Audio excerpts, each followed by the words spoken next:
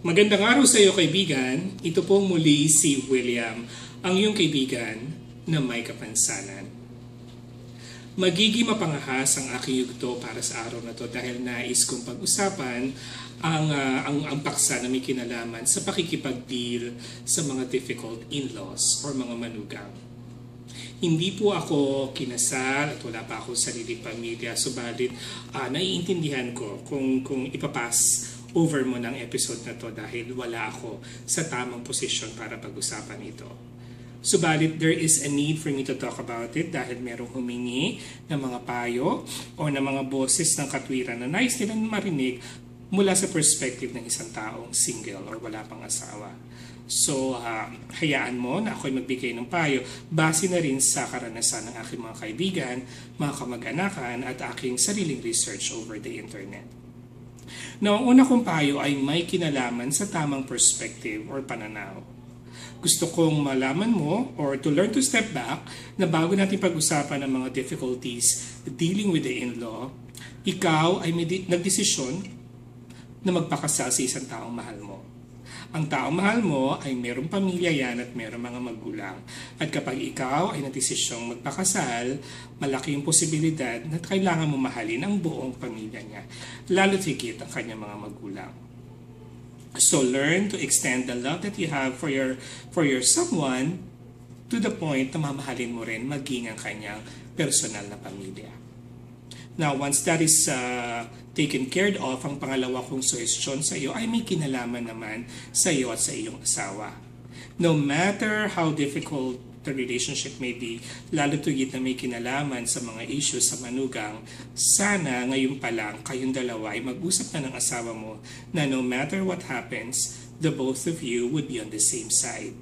You will work as a unit. You would have a united front na kung saan every time you deal with any issues na may kinalaman sa magulang niya or magulang mo, kayo ay lagi magkakaisa sa isang desisyon.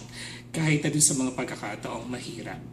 Kaya pag-usapan nyo na in advance because the Bible says na kapag ikaw ay nag-aasawa or mag-aasawa, you learn to leave your family and then to cleave with your own wife or husband at magsisimula kayo ng bago kasama ang iyong pamilya at mga anak.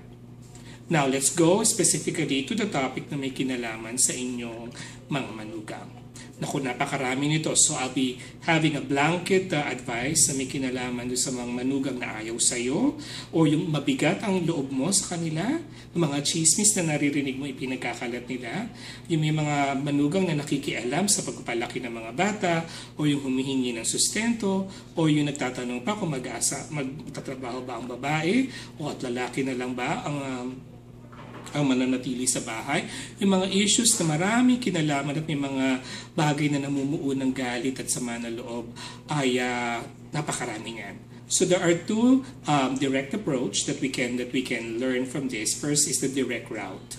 Sabi dito sa aking nasa liksik, you and your partner should explain to your in-laws that while you value their thoughts and opinions, this is a decision that you feel just the two of you, husbands and wives, would need to make.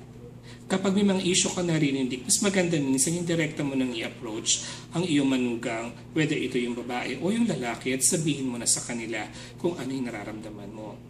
Kasi pagka nagpasa-pasa pa to, baka iba yung maging dating sa kanila kung ipinasabi mo pa sa asawa mo or ipinasabi mo pa sa mga sisters or brothers-in-law mo. Kung kaya din naman tanggapin ito ng iyong mga manugang, this would be a better approach.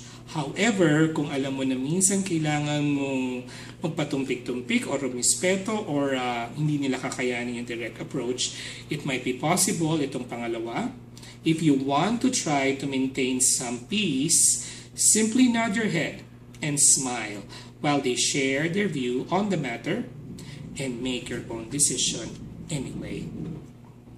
Panindigan mo lang kaibigan kung kinakailangan mo ng magdesisyon kayo bilang mag-asawa at hindi tuluyang sundin yung mga suggestion or payo ng mga magulang niya or magulang nyo, depende sa inyong kalkula. Hindi makikita naman nila that as you learn at matuto sa inyong mga desisyon, re-respetohin na rin nila. To learn to give you the independence to do what you need to do para sa inyong marriage. Well, sana nakatulong ako kaibigan sa aking episode na to kahit papano at naging boses ako ng katwiran sa 3 punto na ni-raise ko ngayong araw na to. And by the way, don't forget to click on the red button either here at the bottom o dito sa gilid. And sana hanggang sa muli natin pagkikita, tayo ay magkadaupang palad muli. Hanggang sa muli.